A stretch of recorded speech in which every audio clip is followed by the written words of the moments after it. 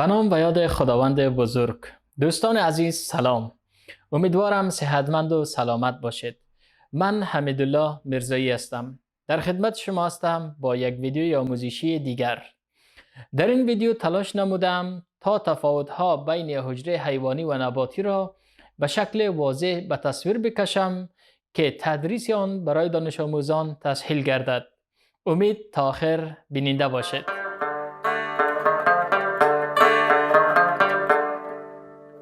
حجرات به عنوان واحدهای ساختمانی موجودات زنده ذرات کوچکند که توسط چشم غیر مسلح قابل دید نیستند.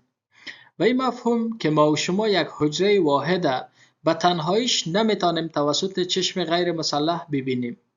بنابراین به خاطر بررسی یا مطالعه حجرات در لابراتوارها از ذره‌بین‌ها یا میکروسکوپ کار گرفته میشه که معمولا در لابراتوارهای بیولوژی از میکروسکوپ‌های نوری یا میکروسکوپ‌های مرکب کار میگیرند که هرگاه ما و شما حجرات حیوانی را تحت میکروسکوپ مورد مطالعه قرار بدیم، یک ساختار به این شکل از حجرات حیوانی را میتونیم تحت میکروسکوپ پیدا کنیم که بازوی ارتباط داره با بزرگنمایی یا قابلیت بینایی میکروسکوپ که هر قدر میکروسکوپ ما و شما از قدرت بزرگنمایی بالا برخوردار باشه میتونیم اجزای حجره را به وضاحت مشاهده کنیم یا ساختار واضحی از حجره مورد مطالعه قرار بدیم.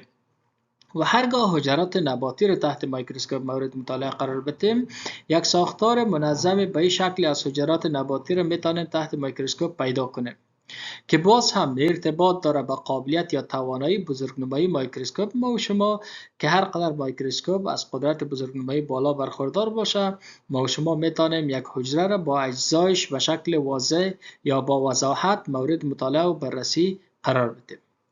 و حال میپردازیم به تفاوت‌ها و مشابهت‌ها بین حجره حیوانی و نباتی، ببینیم که بین این دو نوع از حجرات کدام تفاوت‌ها و مشابهت‌ها وجود دارد. در اینجا ما و شما مشابهت‌ها و تفاوت‌ها بین یک حجره نباتی و حیوانی رو میبینیم.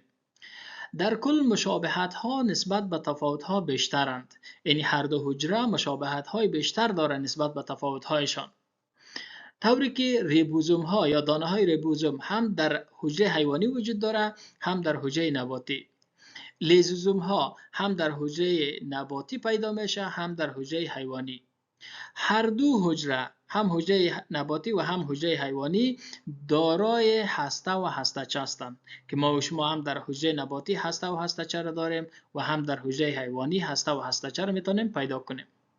مایتوکندریا ها هم در حجره حیوانی وجود داره و هم در حجره نباتی قابل مشاهده هستند. اندوپلازمیک های رتیکولوم دانه‌دار و صاف هم در حجرات نباتی پیدا میشه و هم در حجرات حیوانی وجود دارند. واکیول ها هم در حجره نباتی است هم در حجره حیوانی.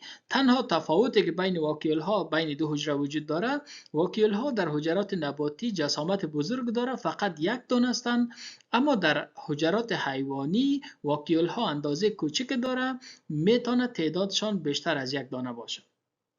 پروکسیزوم ها هم در حجرات نباتی پیدا میشه هم در حجرات حیوانی. دستگاه های گلجی را ما و شما میتونیم هم در حجرات نباتی ببینیم و هم در حجرات حیوانی پیدا کنیم. همچنان غشای حجروی هم در حجره نباتی است و هم در حجره حیوانی. یعنی نباتات بر علاوه داشتن دیوار حجروی دارای غشای حجروی هم میباشند. سایتوپلازم هم در حجره نباتی شامل است هم در حجره حیوانی، یعنی مایع بین حجره که ارگانل های حجره یا اجزای حجره در داخل از قرار دارند.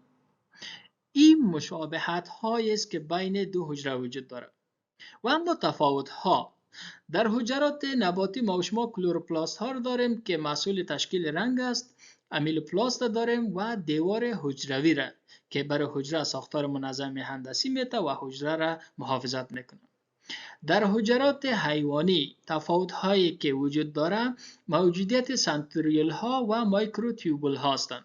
سنتریول ها که در تقسیمات حجروی نقش اساسی را دارند.